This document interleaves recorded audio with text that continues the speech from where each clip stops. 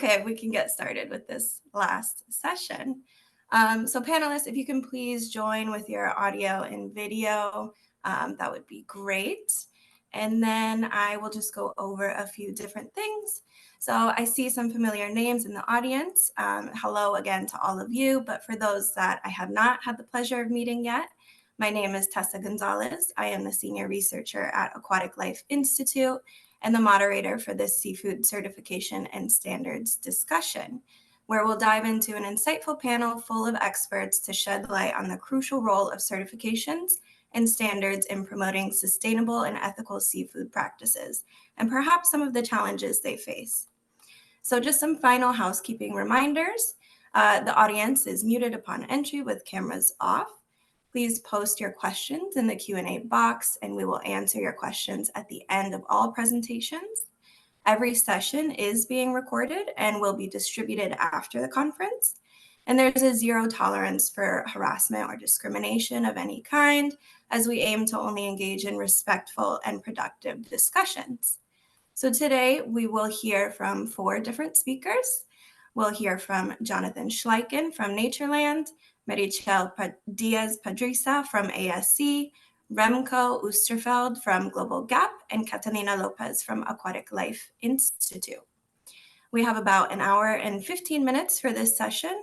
Each panelist will have the chance to present, and then we will wrap up with a Q&A from the audience at the end. So if Jonathan, you're able to connect to your audio and just make sure you can present any slides, I will turn it over to you. Yep, thank you very much. Hello, everyone, and thanks for the invitation. I will share my screen now in a second.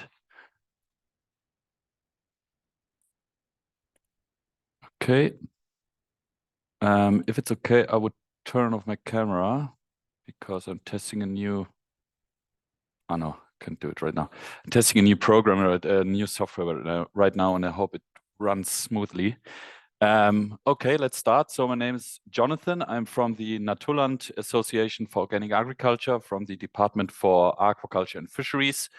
And yeah, today I will tell you a little bit about our welfare approach and our standard. And first of all, I want to give you some background information.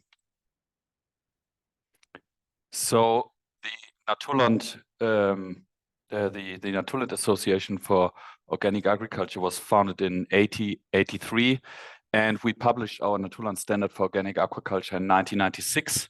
So we are already 27 years on the market. We started with extensive carp production and implemented further species over the last years. And the EU Organic Standard actually came out 12 years after, in 2008, and we helped to develop it.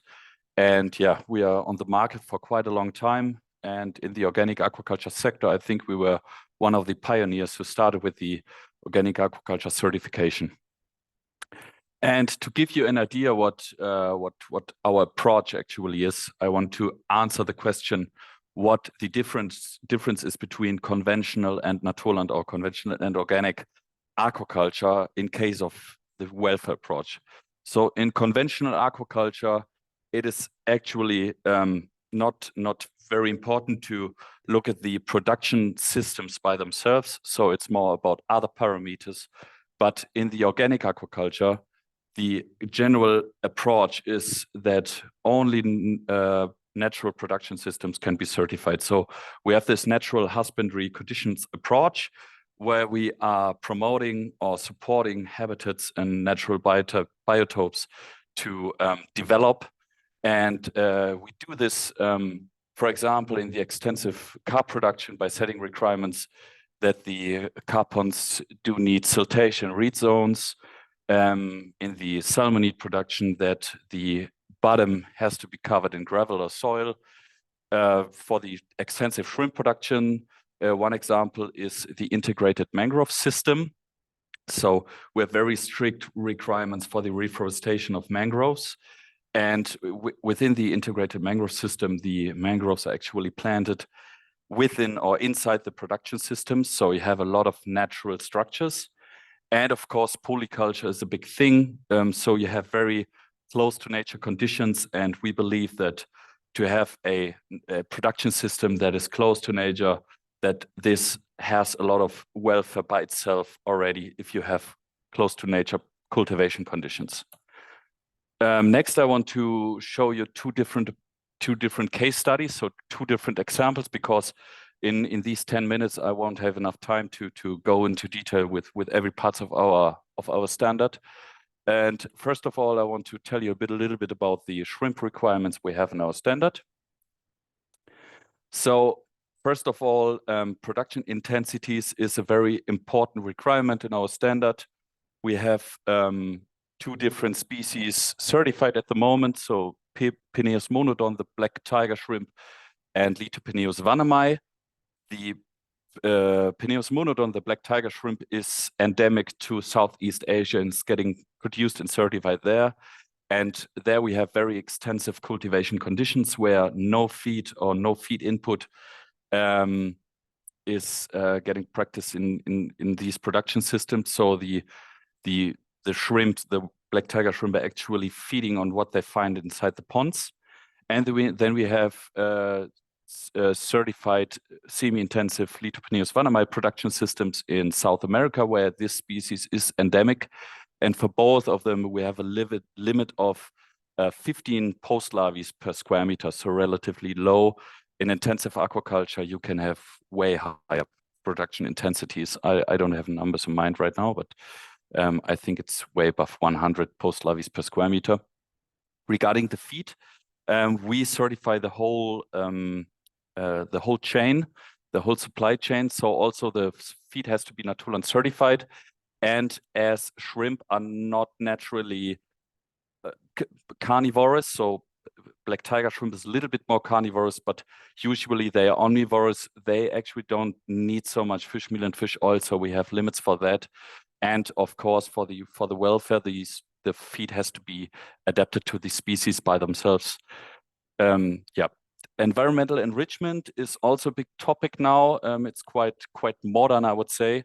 And for the environmental enrichments overall, we believe in natural environmental enrichments, and this is why, as I explained in the slide before, in our opinion, natural environmental enrichments are very good to create this natural cultivation conditions.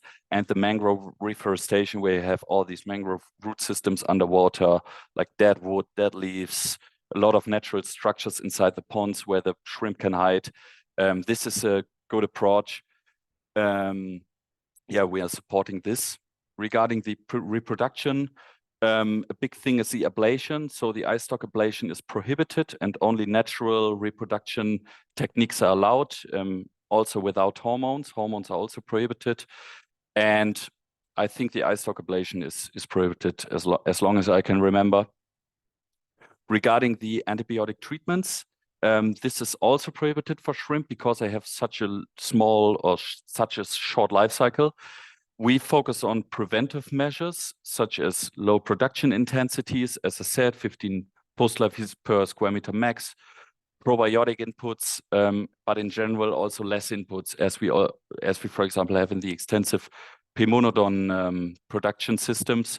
And with all of this, we can help to reduce the stress in the production systems because the production systems are not so crowded. You have not so many inputs, which keeps the disease outbreak or the disease pressure lower.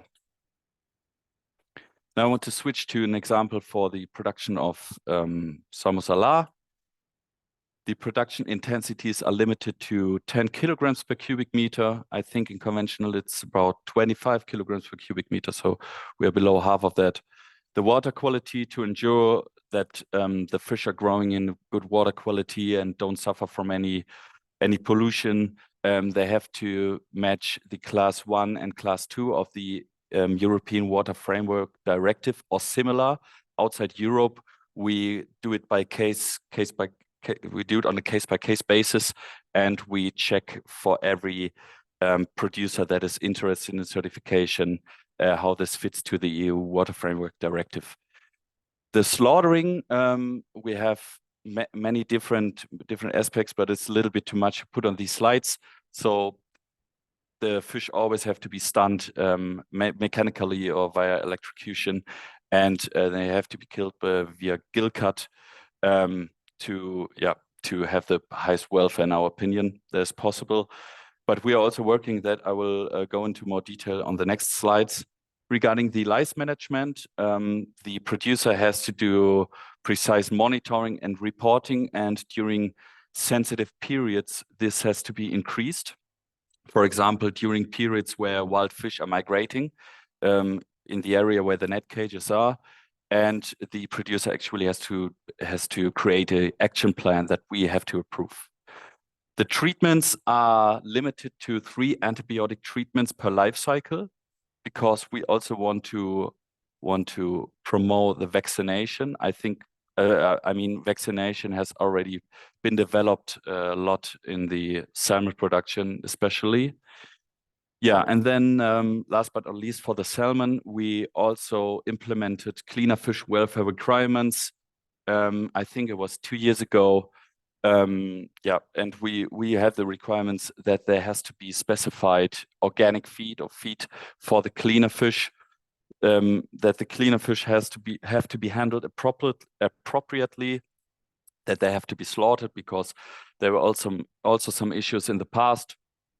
There need to be environmental enrichments, like in this example, where we have these artificial kelp that is attached to a rope and lowered beneath the surface inside the net pens where the cleaner fish can hide.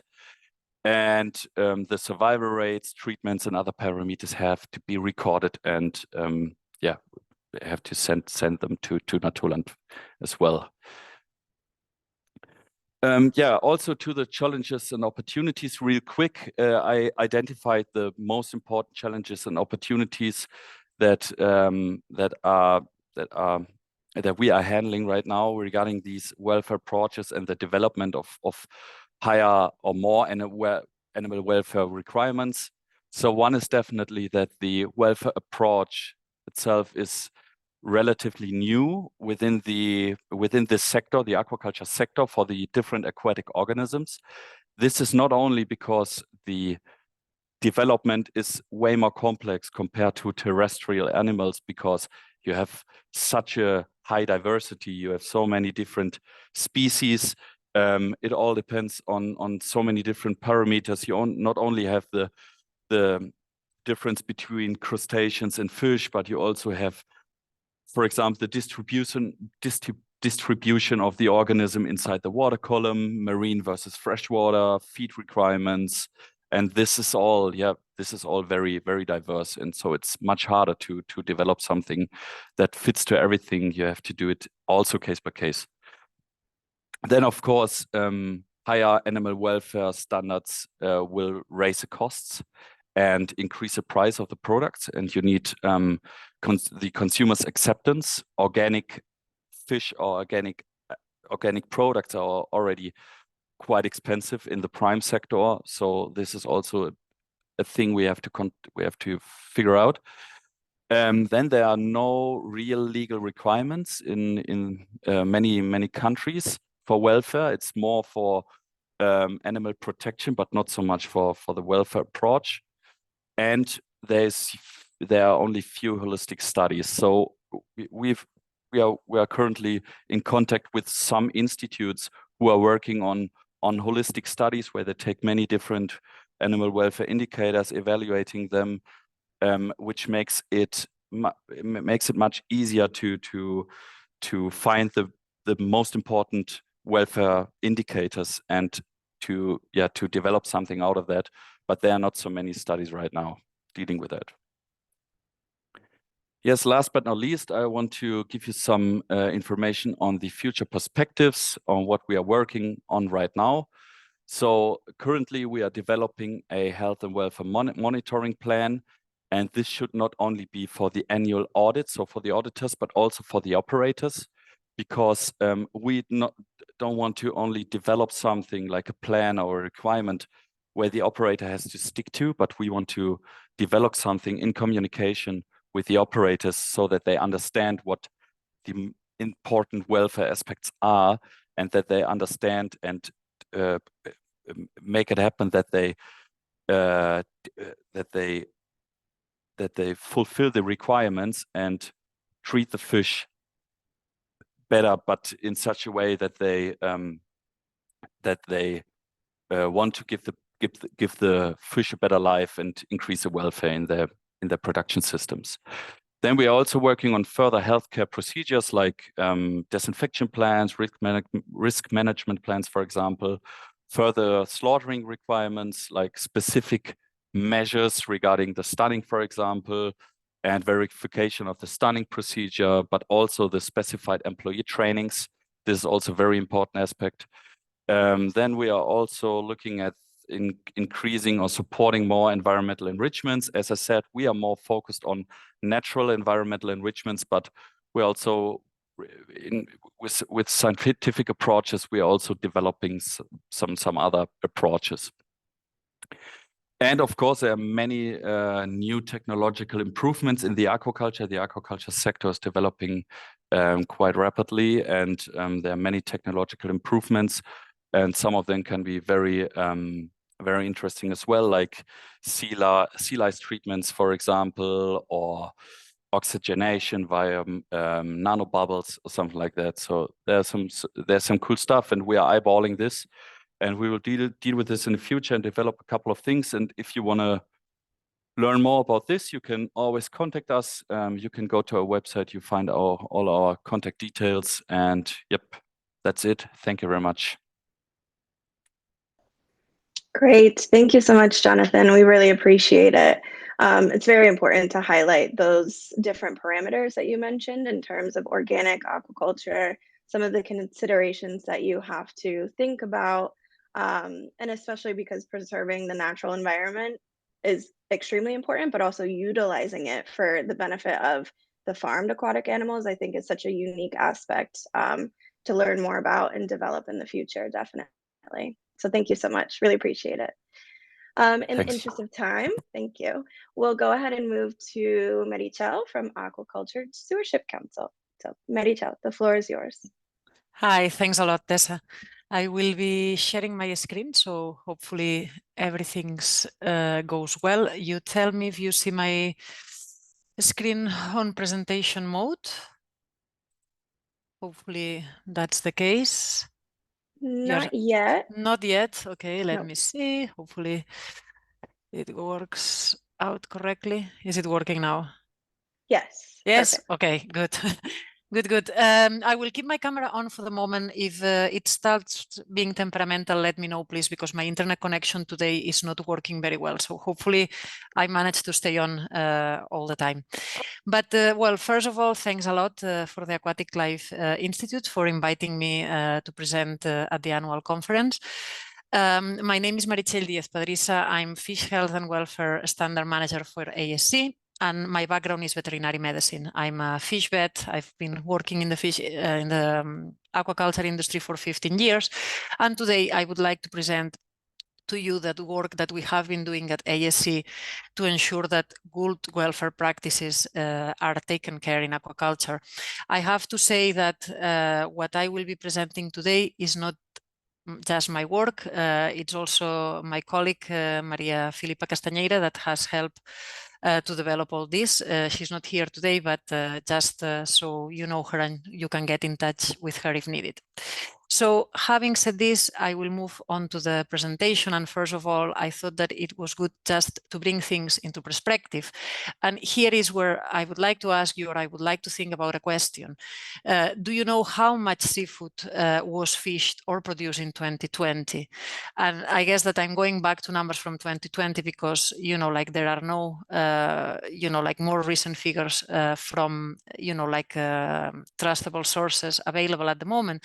But if you look at the numbers, you know, we know that in 2020, there was 178 million tons of aquatic animals that were fished or produced. Out of these, 90.5 million came from fisheries, and the rest, 87.5 million tons, came from aquaculture. With this, what I mean is that, yes, there is a lot of potential in aquaculture, and I know that a lot of you are probably familiar with this graph that comes from the FAO.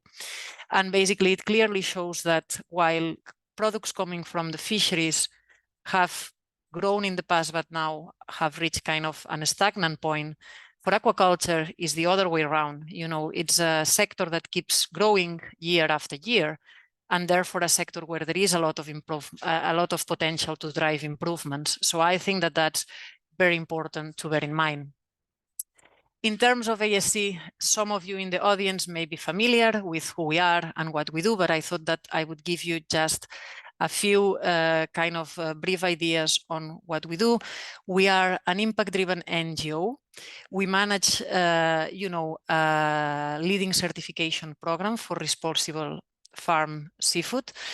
And basically, we are an independent organization, and we have quite high brand recognition. We have presence around the globe. We proud ourselves about being transparent. We are an ISIL member. I think that that's something that it's important to highlight.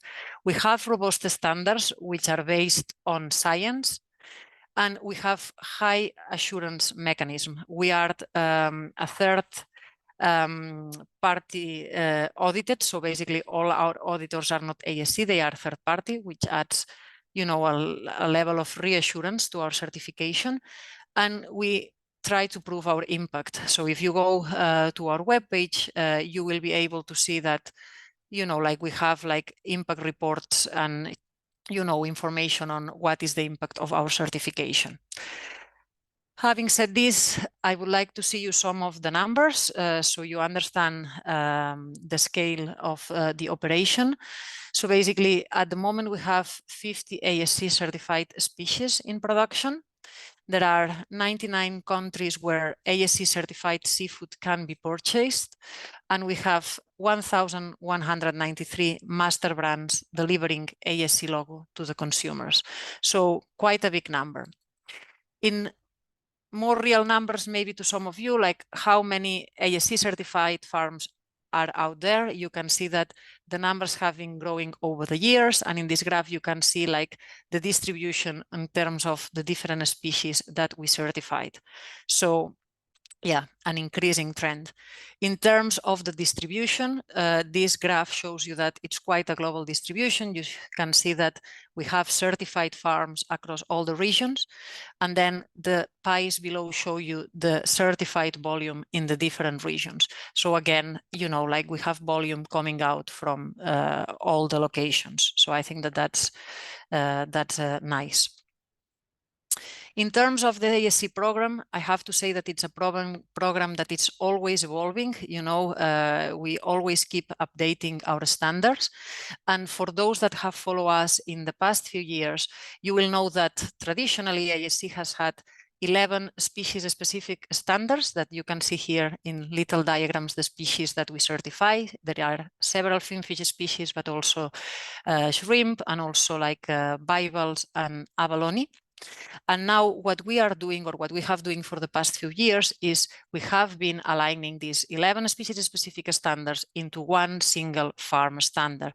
So the idea is to have one single document that will cover all the currently certifiable species across all the regions and across all the production systems. We are doing this for several reasons, but mainly because it will give us quite a few gains.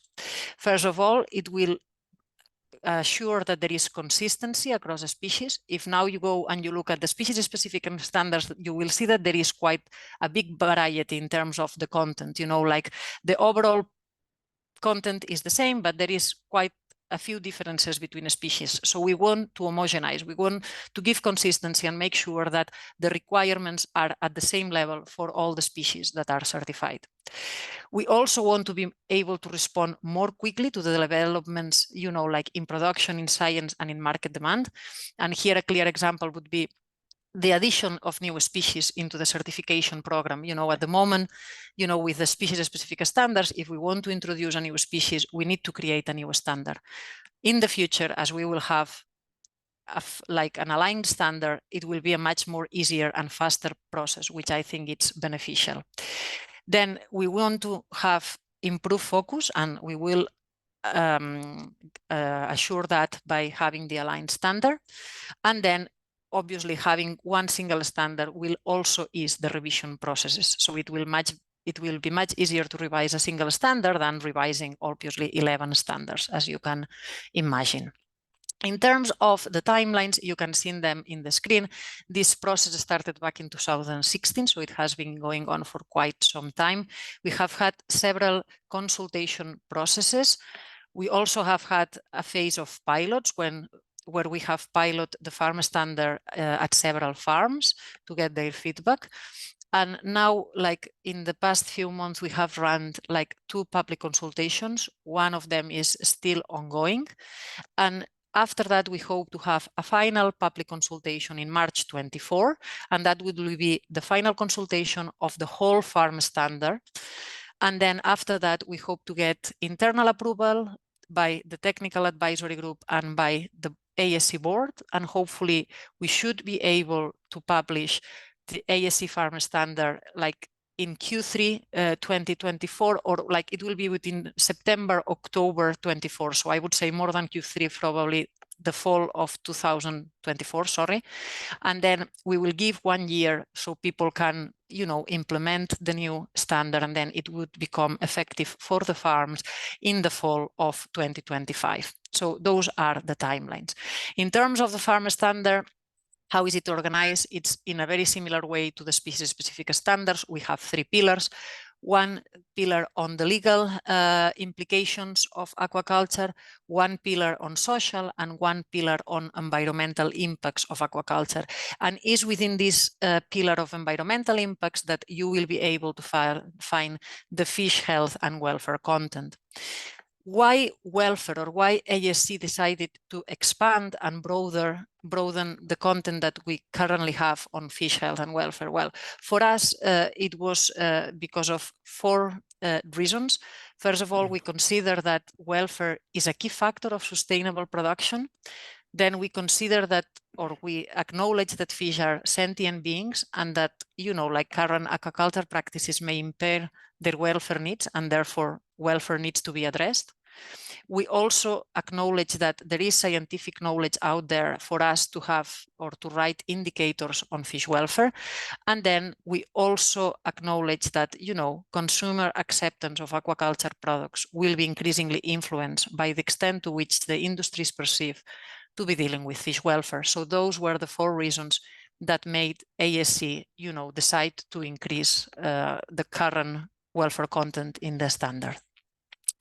Having said this, and I will not extend on these slides because I'm sure that it has already been said through these days, like the roadmap for fish welfare is a challenging one, and I think that when trying to improve fish welfare, there are quite a lot of challenges that we find on our way. And I think that ASC and certification programs in general have a big role to play in trying to improve, like welfare and solving some of these challenges. This picture, it's not from ASC, it comes from Dr. Raposo, but I like it a lot because it shows like some of the obstacles that you can find on your way. And we can see that there are economical challenges, there are legislative challenges, there is also a matter of like training, like lack of expertise or personnel that are qualified. So there are many, many obstacles there.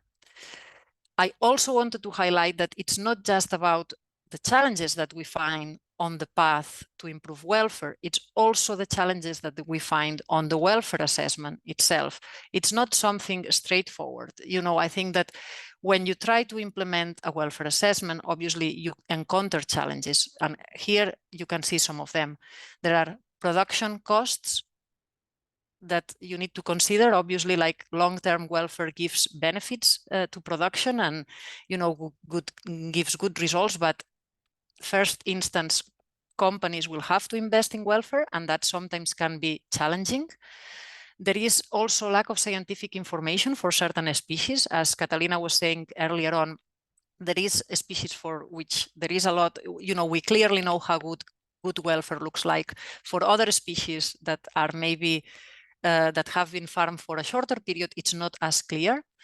Then there is also challenges when you do the actual welfare assessment, like for example, deciding the sample size when you deal with big populations can be a struggle for some people.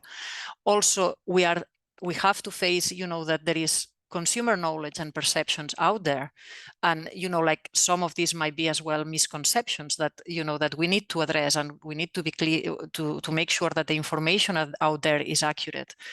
Then we need to be aware that when we assess welfare, we are measuring, like the subjective state of the animal. So it's not something like, I don't know, temperature that you can measure, or I don't know, a blood chemistry parameter that you can clearly get a number on. Welfare is something that it's more complicated to assess. We cannot use one single welfare indicator. We need to use several of them and interrelate them and analyze them, like as a group, in order to have like meaningful results. We also need to make sure that, when talking with producers, we try to include like this concept of positive welfare. It's not just about avoiding poor welfare, it's about providing a positive experience for the animals and making sure that they thrive. And that's something that, like maybe it's not that widespread or that, like well-known. Then it's also important to avoid snapshot monitoring, like it's not about getting a picture of how the situation is at this moment in time. Is something that needs to be monitored over time. And I think that that's very important. And then we need to acknowledge that we have production systems that have different baselines and also that are at different stages of technical development. And I think that that's important, like it will not be the same, maybe a salmon farm in Norway that has like high technology. It will not be the same that a shrimp farm in Bangladesh that maybe like has other resources. So I think that all that needs to be taken into consideration and are challenges. At ASC, what we are trying to do is we are trying to solve these problems by setting standards that are based on leading scientific, veterinary, and practical industry expertise. So basically, you will see, and here with this graph, I try to illustrate how the process of like coming up or producing indicators works. But you will see that we try to make sure that the indicators and the requirements that we propose are based on science and and best practices in the industry. So basically, for any content that is developed, and this was the case for welfare, we create a technical working group of experts. This is a group of various stakeholders, industry people, people from the academia, people from NGOs, people from retail, that advises ASC on how to best develop the indicators and the standard content. All the content that is developed by the technical working group is reviewed internally, and it also goes out for public consultation and for pilots. This way, we try to make sure that we get as much feedback as possible, and that we include as many stakeholders as possible.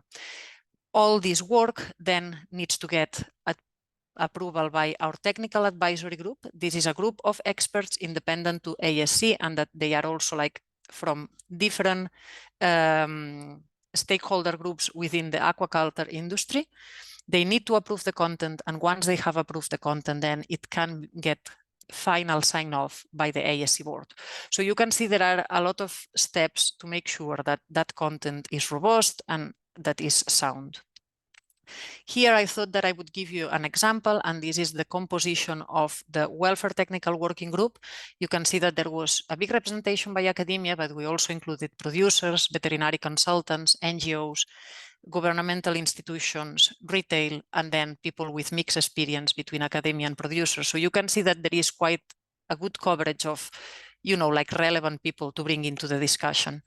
And is that like with this technical working group, there was a very intense phase of meetings that was during the development of the actual indicators, where we were meeting maybe once or twice a month.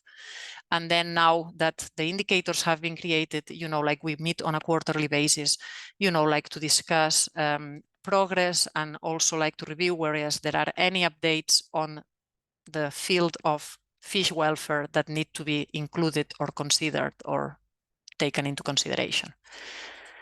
Then going into the content itself, this is how the fish health and welfare content will look like in the ASC Farm Standard.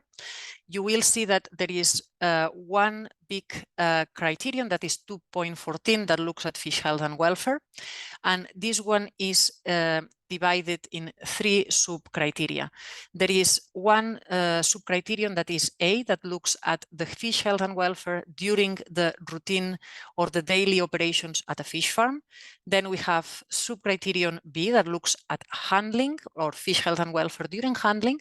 And by handling, we understand any operation that implies removing the fish from its breeding water or crowding them. And then we have a sub-criterion C that looks at slaughter.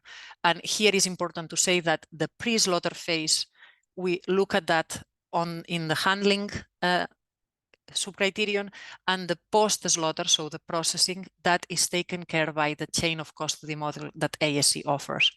In addition to this criterion 2.14, we have criterion 2.15 that looks at sea lice, and this is basically the same sea lice content that we currently have in the Salmon Standard version 1.4. And then we have criterion 2.16 that looks at veterinary therapeutants. Today, I will not be talking about 215 and 216. I will be only talking about 214, that I think that it's the one that is more relevant when it comes to welfare. In terms of 214A, that was that sub-criterion that I said that was looking at the day-to-day running of a farm. This is a very, very brief summary, but if you look at the documentation that is on our website, you will see that, like this sub-criterion has indicators that relate with the training of farming staff, also feeding practices, and by this we mean that feed need to be fed diets that are specific to the species, to the life stage, and and that feed is distributed in a way that allows all the animals to have easy access to the food. Then we also have requirements in terms of mortality and moribund removal. And then we have quite a large section that is what we call a fish health and welfare management system. That is a system or a management system that producers need to create, and that needs to include several things.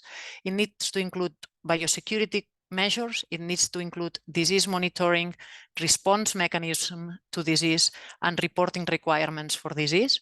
It also needs to include predator and escape control measures to avoid, like compromising welfare. And it also includes the need to monitor several operational welfare indicators.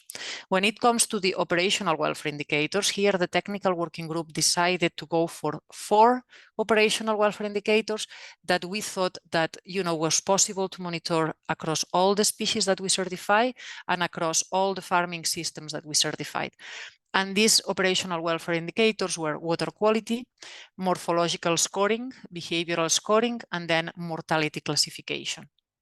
And then once people have been monitoring these operational welfare indicators, we ask them to apply short-term and long-term analysis and corrective actions. And you will see what I mean in the next slide.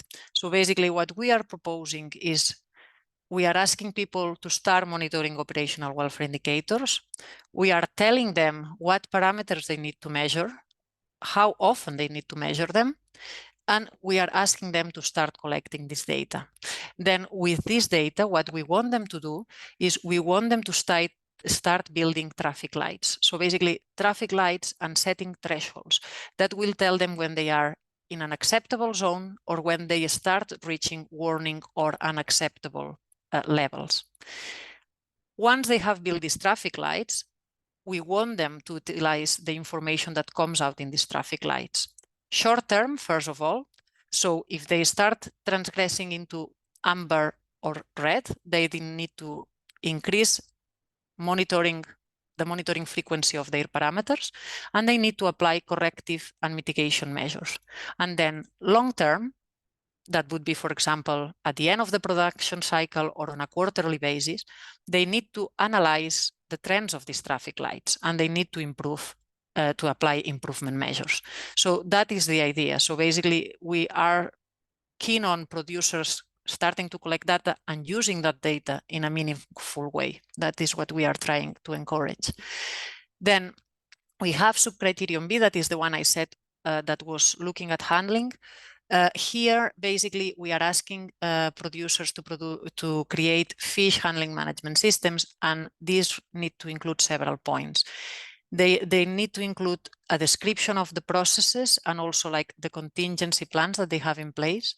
They need to indicate the suitable conditions to carry out the handling, especially in terms of environmental conditions. They need to specify whereas the use of anesthesia is needed or not. They need to make sure that the fish are health checked before the handling takes place. We are also establishing maximum crowding time, maximum fasting time, and maximum time out of the water for the different species. And we are asking them to look at biosecurity, predator, and escape control measures specific to the handling event.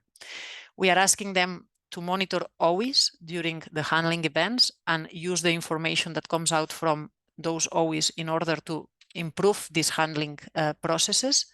And then we are asking them to create handling logs that are basically checklists that they need to use during the handling operations to make sure that everything is in place.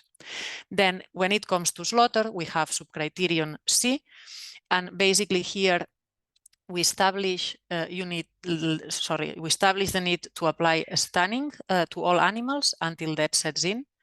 We also establish percentages of stunning and killing effectiveness that producers need to comply with, and we are asking them like how to monitor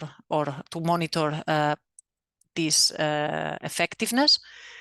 We have some approved and some forbidden methods for stunning and killing. And then we are asking producers to have backup systems, both for a stun and for kill. And in terms of the next steps, is that, as I said before, we will have a final public consultation in March 24. After that, we will have to rewrite some of the indicators depending on the feedback that we receive. So that will be done. At the same time, we are currently working in what we call the implementation manual, that it's basically a manual that will go hand with the standard and that will provide clear examples both for producers and for auditors in terms of how to implement the standard and how to audit the standard. So that documentation will be available. And at the moment, just as a reminder for those of you that are interested, we have a stakeholder consultation going on two topics that are relevant for welfare, that is the shrimp health and welfare indicators and the cleaner fish health and welfare indicators, that these are new for ASC. And having said this, for me, my last slide is just to say that I think that welfare involves many things, like it's a challenging path, but I think that at the end of the day, what we all are trying to promote is a good quality of life for fish. And I think that, yeah, that's all I had to say for today. So thank you. That was wonderful. Thank you so much, Meritxell. Yeah, the standard alignment process sounds like a big job, but we're definitely excited to see the results that come from it. So thank you. We really appreciate it. And next, I would like to welcome Remko from GLOBALG.A.P. Remko, the floor is yours. Thank you very much. I'm going to share my screen. Please let me know when you see it. Looks great. Okay, awesome. So first of all, thank you very much for inviting GLOBALG.A.P. to present ourselves and show what we do to advance animal welfare at farm level.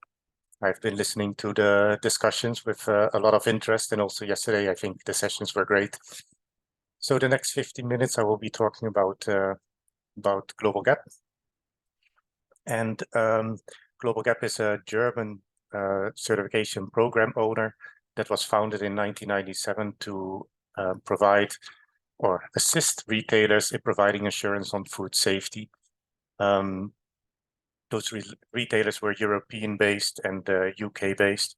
And one of our pillars is food safety, but we extended the scope to other aspects such as social well-being, environment, and animal welfare. So the GLOBALG.A.P. Certification program is really a global certification program with almost 200,000 certified producers in over 130 countries. I have to say 95% of these certified producers are fruit and vegetable producers, but it just shows the extent that GLOBAL.A.P has and the experience that we have gained in the last 25 years in setting up a robust certification program owner. With aquaculture, we launched our first standard in 2004, which was a species-specific standard for salmon.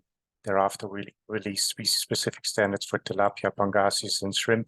And in 2010, we aligned our standards into one standard that can be applied to any aquatic species, whether they're finfish, crustacean, mollusks, or seaweed. Currently, we have 2.8 million metric tons certified and 36 different species. The current standard, which will become obligatory the 1st of January 2024, looks like this. It has almost 300 control points and covers the aspects of food safety, environment, including biodiversity, workers' well-being, and animal health and welfare. And we can see that nearly a quarter of all the principles and criteria are about animal health and welfare, which is obviously not really weird because any producer that is certified under GLOBAL.A.P is producing individuals, and therefore it is something that they are, their livelihood depends on it. So therefore, we see animal health and welfare as a key pillar in sustainable or responsible aquaculture practices. So the approach of GLOBAL.A.P is to combine actually the feedback that we receive from our stakeholders, whether these are NGOs, retailers, scientists, certification bodies, or producers, and also international guidelines like the Aquatic Code of the World Organization for Animal Health or the FAO technical guidelines on aquaculture certification, into a guide that producers can use to be their best managers and to be in compliance with the requirements of their buyers. So that is basically the approach. We believe that producers, they want to have a responsible practices, but depending on where they are, and obviously they don't always know what are the expectations of the buyers and other stakeholders. So therefore, GLOBAL.A.P is assisting them. The GLOBAL.A.P certification program owner covers each production step. So a grow-out farm has to purchase his seedlings from a certified production, whether this is a hatchery or a nursery. And I think for the animal welfare aspect, this is very important because the individuals that are at the hatchery site, they are obviously most vulnerable, and therefore the animal welfare is of very high importance. And then, of course, also the transportation, which is obviously done between different companies, are high risk, and this is also covered in the GLOBAL.A.P aquaculture standard. And then also the post-harvest activities and the slaughter is also included in the standard. GLOBAL.A.P can be applied to any production system, and currently we certify about 9 billion individuals. And I think this is also very important to mention that GLOBAL.A.P has a large scope. So in preparation of this presentation, I was looking at the different versions. So the version 4, which I already mentioned, which was launched in 2010, the version 5 launched in 2015, and the version 6 launched in 2022 and will become obligatory beginning of 2024. How animal health and welfare was represented by every single version, and you see a gradual increase. Even though you don't see an increase in percentage from version 4 to version 5, you do see that there are an increase of control points. So where 44 control points were focusing on animal health and welfare in version 4, it was 50 in version 5 and 70 in version 6. So you see quite a dramatic increase in control points related to animal health and welfare from the version 5 to version 6. That has actually been due to the involvement of the NGO community like the Aquatic Life Alliance during our public consultation. So when I was looking at the version 4, I started with GLOBAL.A.P in 2018, so I never looked at this standard, but I was very surprised that we already had animal welfare related criteria, such as are fish effectively stunned prior to bleeding, and also criteria related to the fasting prior to transportation and slaughter, as well as alarms where fish health and welfare can be compromised in case of system equipment and failure. And yeah, I think the first sentence pictures quite well how GLOBAL.A.P sees animal health and welfare. It was mentioned in the previous panel discussion that animal health and welfare, good practices in that aspect, results in better practices and supports responsible farming. So animal welfare management and husbandry practices are all essential to a sound performance within aquaculture. Meeting the physical, nutritional, and environmental requirements of the fish will result in reduced mortality and improved growth and good fish health. And I think that's everybody that's listening here is obviously wanting to achieve through the activities that we are doing. So the current version has 70 principles and criteria, an increase of 20 principles, and that I think is a great achievement. So we included environmental enrichment into our standard. We believe this is very important, and Jonathan already mentioned it.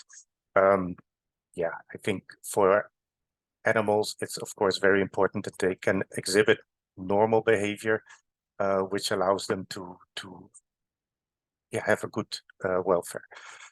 Stricter humane slaughter practices, and where we reference to the World Organization for Animal Health.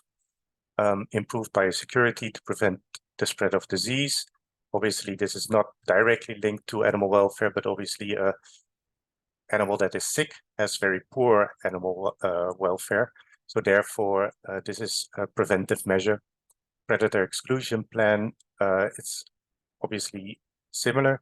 Like when there's a predator in the facility, that obviously causes a lot of stress. Animal welfare parameters established for transportation, and aquatic species welfare training extended to include workers at all stages of production.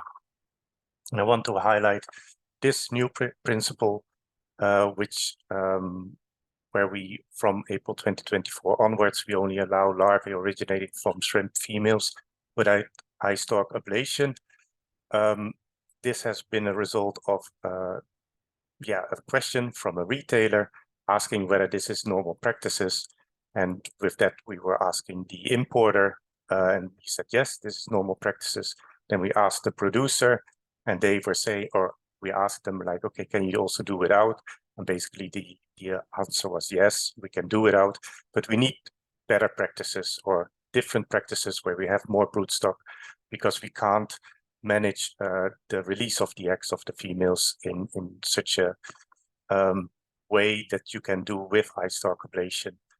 And yesterday there was also a comment that this principle has only an immediate effect on a small number of individuals, but actually this also has, as a result, scientific research also shows that larvae are actually more robust and less prone to get sick. So I also believe that this criteria also has an effect on the larvae originating from the females, which then obviously also have an improved animal welfare. And a couple of years, I was talking with a hatchery of shrimp, and they also mentioned that producers are willing to pay more for larvae from non-eye-bladed females. So that also, is something that, how do you say that? It does not undermine, but it is, you get the point, I guess. So to wrap up, GLOBAL.A.P covers the complete production chain, and I think this is very important for assuring animal welfare throughout the production process. We obviously also then are able to trace products back to the broodstock, which also allows an additional element of integrity. Then we have a balanced approach because we believe that the different aspects have interlinkage. So if you treat the workers well, they will treat the animals better. If you have good food safety procedures in place, it also has an effect on animal welfare. So we see a responsible farming practices as a holistic approach. Then, I mentioned, we certify 9 billion individuals, which is equivalent to 2.8 million metric tons, 36 species in 28 countries, and covering all aquatic species.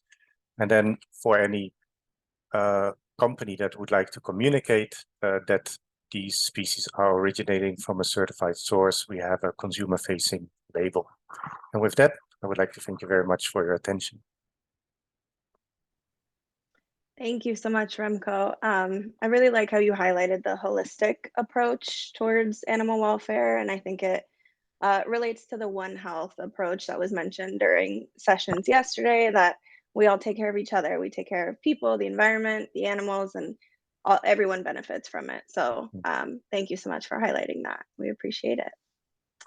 And with that, I will give it over to Catalina, and she will wrap up our panel for today. Thank you so much, Tessa, and thank you so much, everyone. It's been a very enlightening session for me to understand more about your standards. I'm going to share my screen. Give me a sec. Can you see that? Looks good. All right, perfect. Just close. All right, so kind of as a good tie-in to what all the other panelists have shared, we wanted to tell you about a tool that we recently launched, which is our Aquaculture Certification Schemes Benchmark. It's second edition. We launched the first edition in 2022. And we wanted to give you a brief summary of the findings of this great tool. So briefly, for those of you that don't know much about Aquatic Life Institute, we were founded in 2019 to address the gap in the advocacy movement related to the welfare of aquatic animals used for food. So we work to improve the lives around the world of aquatic animals through science-based advocacy with corporations and industry, governments and regulators, and international institutions such as the FAO and the WOAH, for example. So just wanted to briefly mention that one of the key pillars of our work is building coalitions with animal welfare and conservation organizations around the world. Since aquaculture and fishing are both global industries, we want to make sure that we have global impact. So we want to work with organizations around the world. We currently have 136 members in 67 countries in our Aquatic Animal Alliance, which I have the pleasure and honor of leading. And we also have other kind of working groups within the Alliance focused on conservation and specifically on policy. So I just wanted to briefly introduce this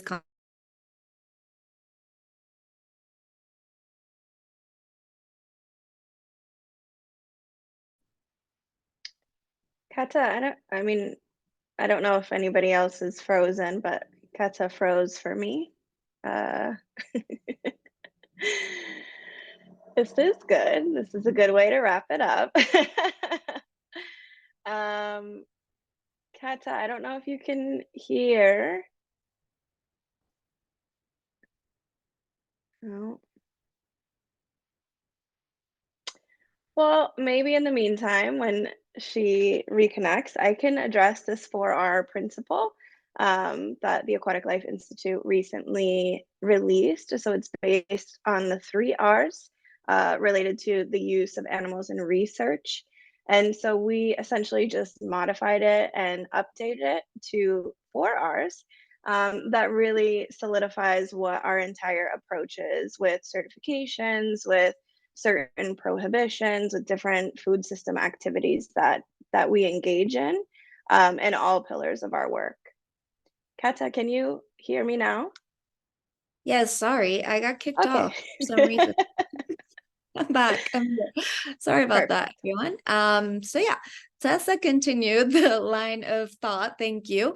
So yeah, the 4 principles kind of guide our streams of activity across the supply chain and with the different stakeholders that we work with, but they kind of guide the objectives that we have to improve the welfare of aquatic animals. So first is reducing the number of animals in or removing animals from the seafood system and its supply chain. The second is refining the conditions in which animals are currently kept or captured in the seafood system and its supply chain. The third is replacing animal products with sustainable plant-based and or cell-based alternatives to the extent possible in the seafood system and its supply chain.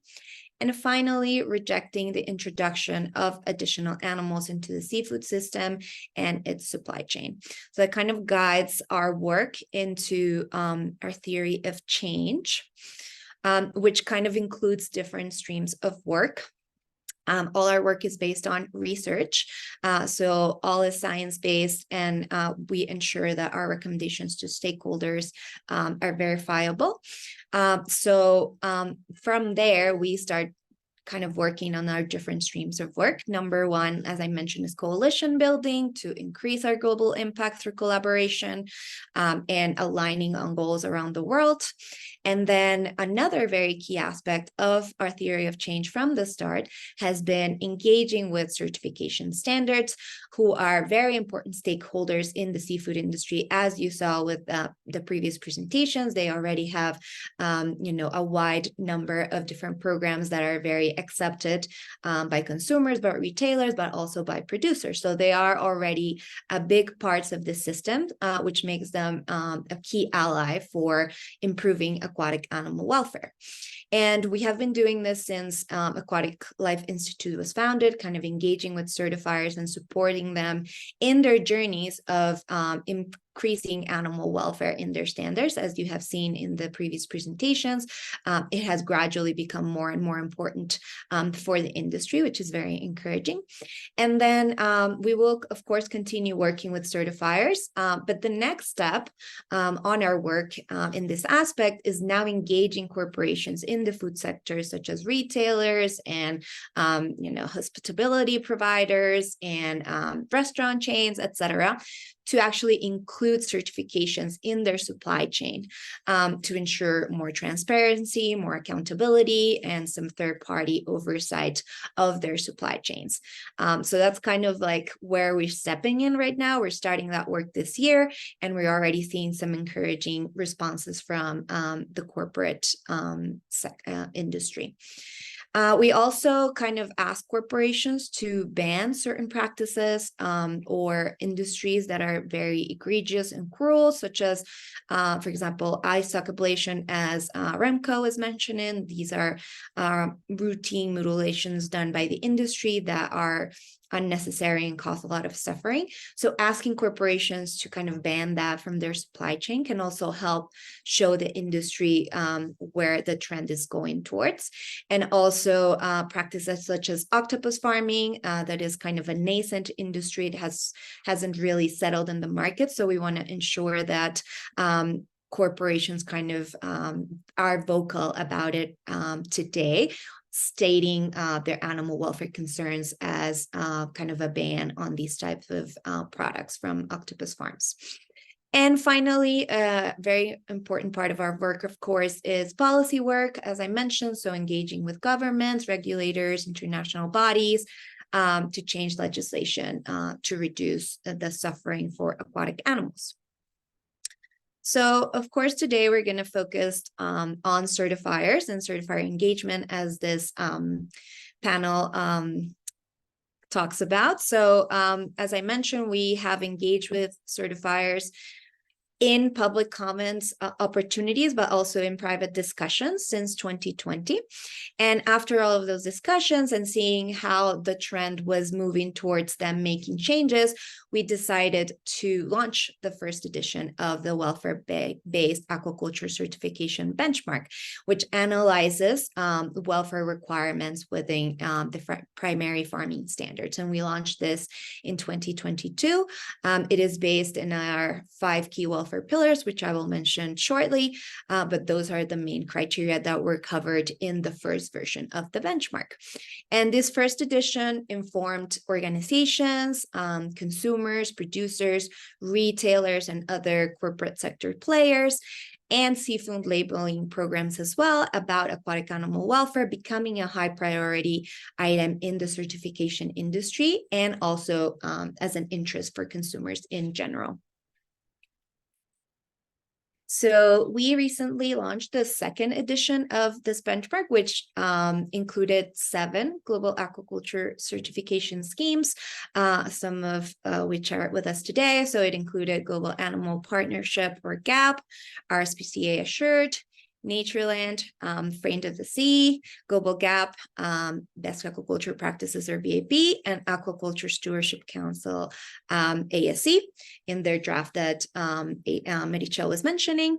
And all were evaluated and scored based on 5 main criteria, and each were comprised of 4 sub-criteria points. So it makes it very objective in the total score.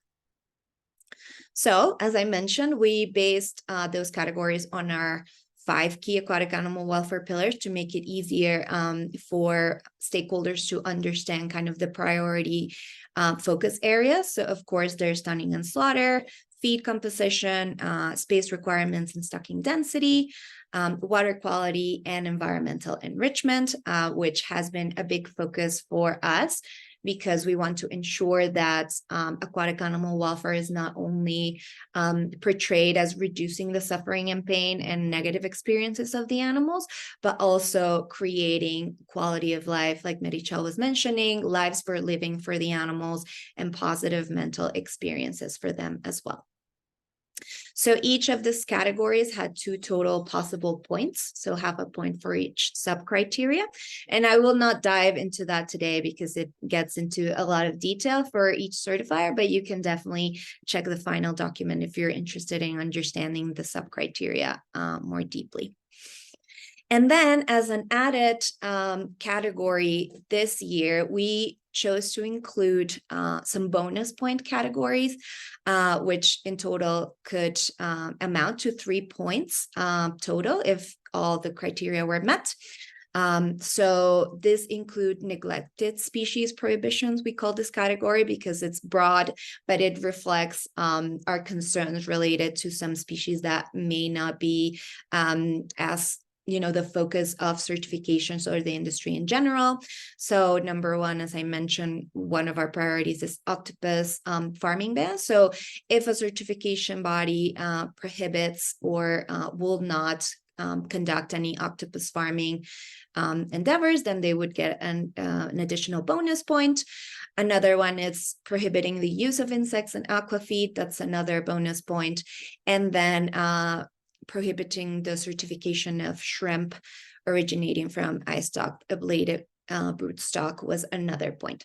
So total certifications could achieve a total of 13 points, but these were bonus points that were added to the 5 main criteria that were mentioned before and that were included in the first edition.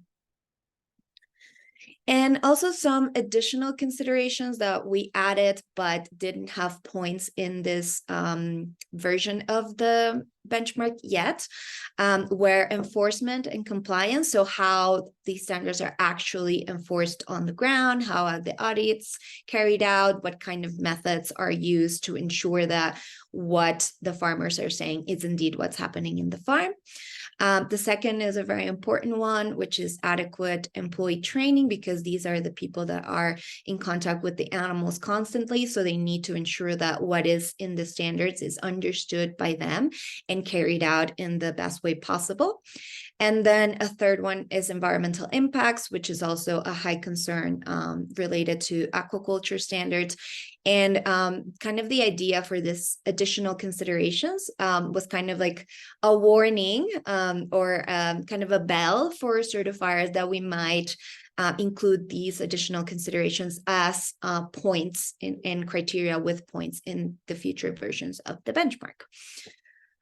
So these are the results of the benchmark this year, and you can see in the first column the 2023 score, and then on the second column the comparison to the 2022 score.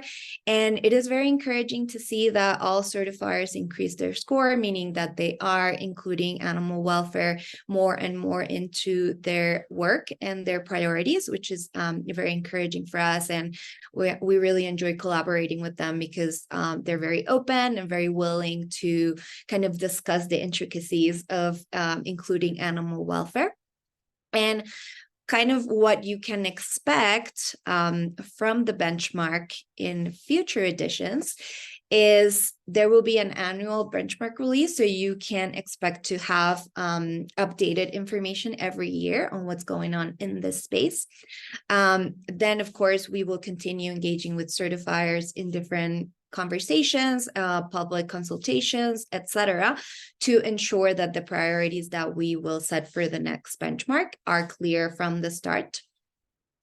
Also, the idea and what we've discussed with certifiers from the start is that the benchmark will raise the bar in every edition. So the good scores that were achieved during this edition do not necessarily mean that that will happen in the next version unless there is some improvement in the standards or some movement towards improving.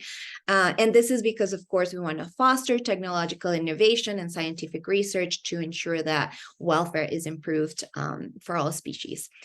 And finally, of course, we will continue the corporate engagement, and our priority is to get certifications and supply chain of these big retailer chains and other industry players to kind of foster this transparency and accountability culture within the industry that will allow us to also kind of see the trends move within the years with the benchmark, like how are things improving, how are things moving along, which categories maybe need more attention than others, where we need more research, more technology, and engaging all stakeholders in those conversations as well.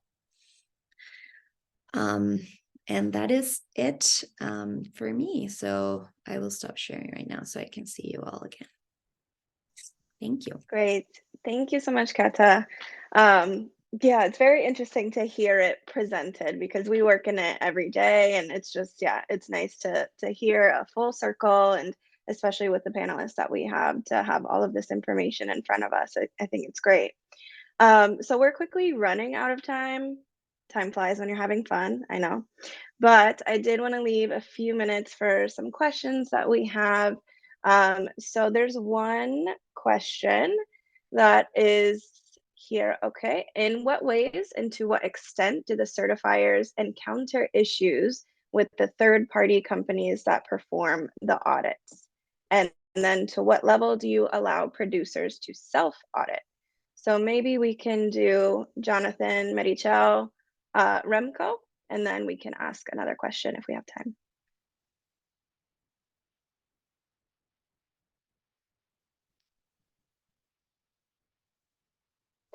Oh, Jonathan, I think you're still muted. Yep, sorry. I think the question is gone. I clicked on it. I'm sorry for it. Where is it again? Let me look for it. Ah, there it is.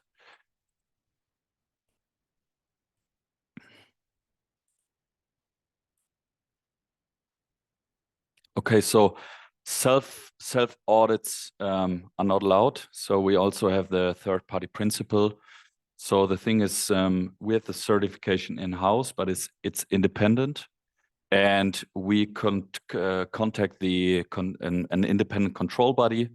So like control body like EcoCert, for example. Maybe some of you know that. That's pretty big control body, global control body.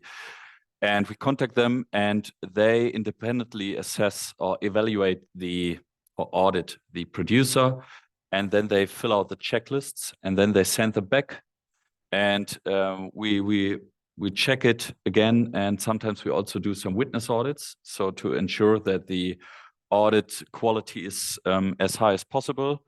And yeah, we also focus on what is very important, on the training of the auditors. That's a very important aspect to keep the quality very high. And yeah, so self-audit is not possible because conflict of interests, of course. And and you have this third-party principle in most of the certifiers actually, also to not meet this conflict of interest.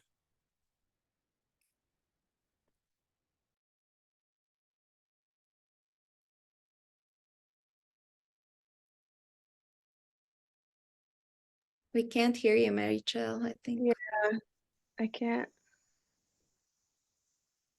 No.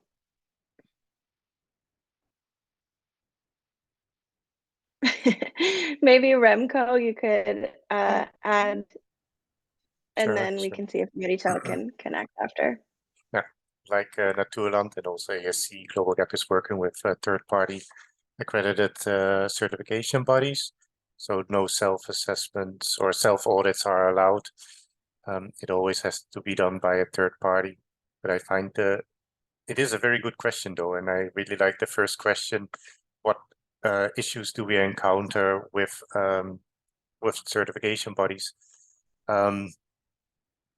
It is not always easy to find auditors, to find qualified auditors. So this is one of the struggles that the certification bodies have. But we, as GLOBAL.A.P, we developed general regulations.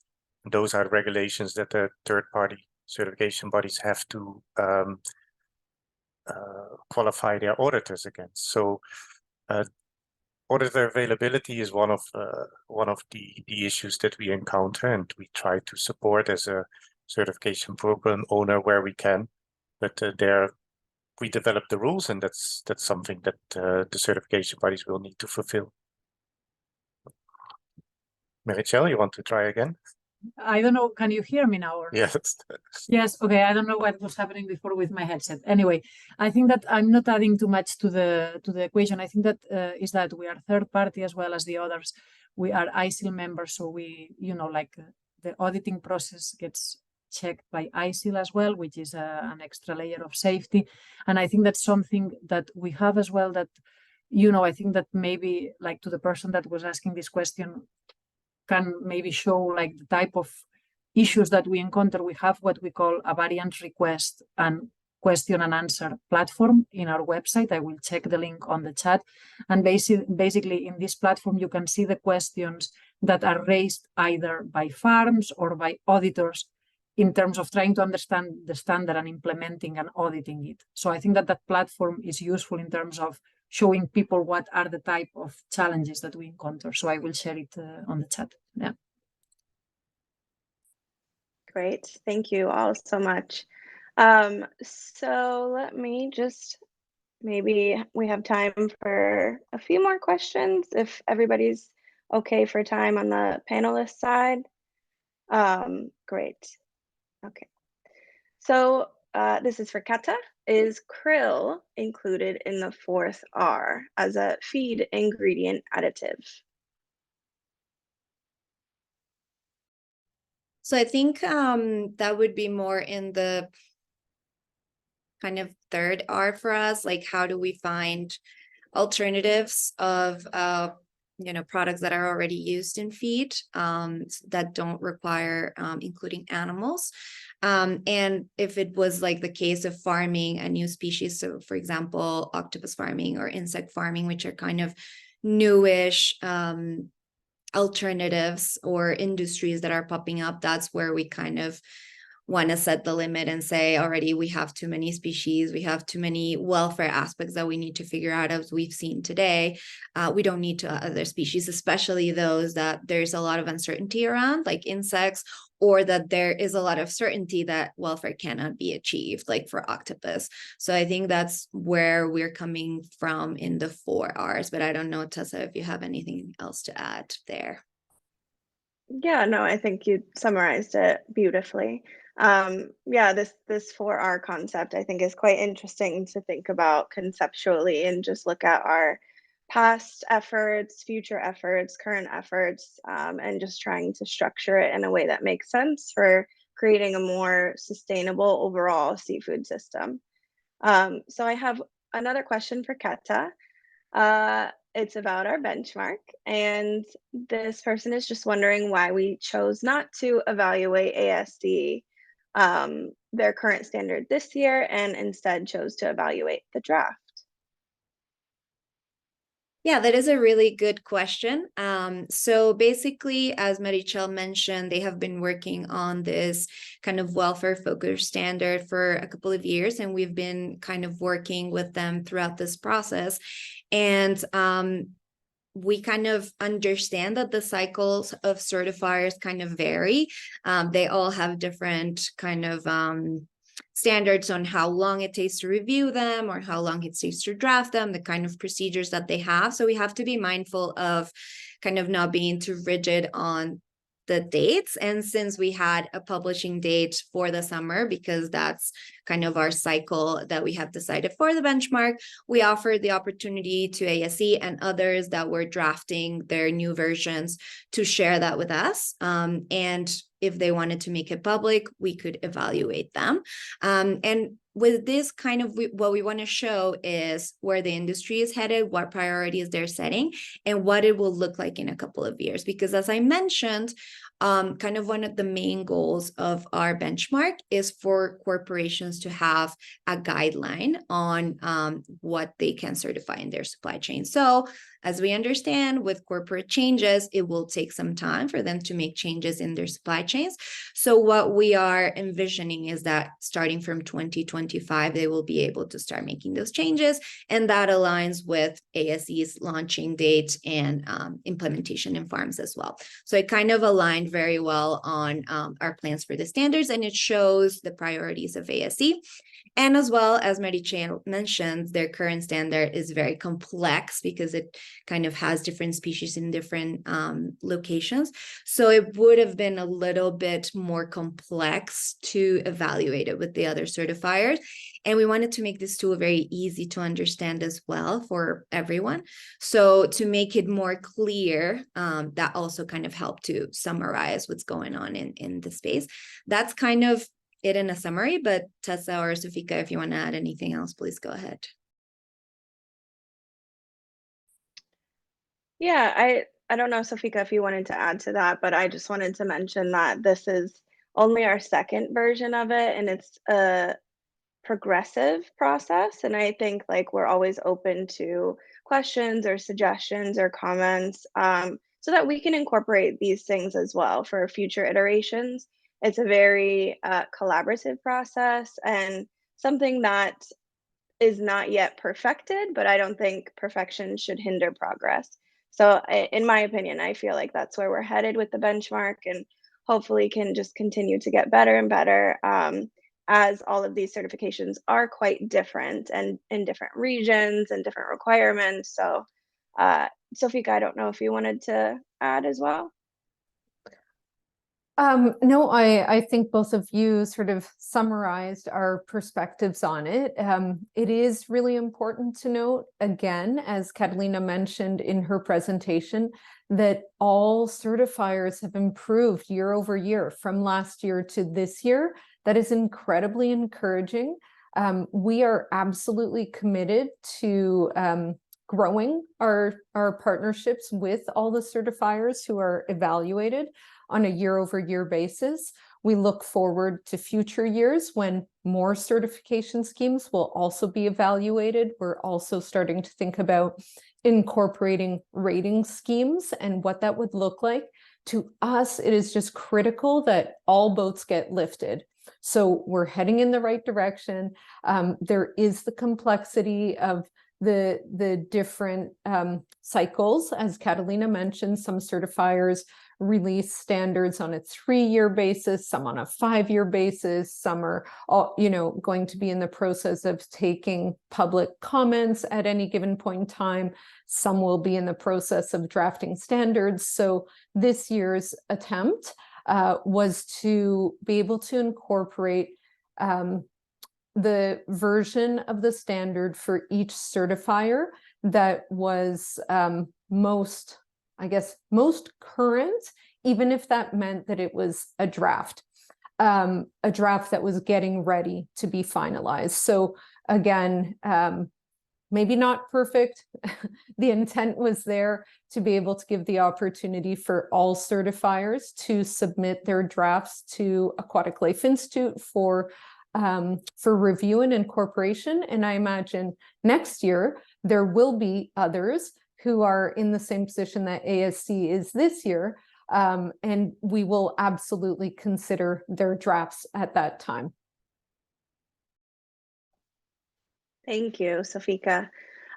So I apologize for going over time, but I did just want to leave with one question for, let's go opposite. So Remko, Meritxell, and Jonathan. What are you most excited about as we close out 2023 and move into 2024? In which context are you asking this? Whatever context you'd like, I guess, in terms of standards, certifications, research, development, species, yeah, just in general, what excites you? Okay, well, I obviously believe that the new version, the version 6 of the GLOBALG.A.P aquaculture standard and its implementation is a great step forward, and I'm very much looking forward to that. It's not only the standard that we are making obligatory, but we are also working on new website, new database, so the delivery of certification will be revised, and I think that's something to look forward to. And also, I think the new principle regarding eye stalk ablation, I think this is great. This is something that we work for, and we believe that this is better practices and will help the sector move forward in a more responsible manner. I guess that it's my turn. I think that for me, really, it's, I'm excited to see that initiatives like the one, like the one that we are on at the moment, are taking off, and, that more and more people are starting to talk about fish welfare. So it's really encouraging to see so many people online and to see that, you guys are doing your 4th annual conference and that these initiatives, take off. I think that for me, having been in the aquaculture industry for 15 years, I think that, when I started working as a fish vet 15 years ago, we were talking about disease, we were talking about fish dying, how to treat them, but we were not talking that much about welfare. And I think that that's something that has changed and has improved. And I think that that for me is very exciting and encouraging going forward.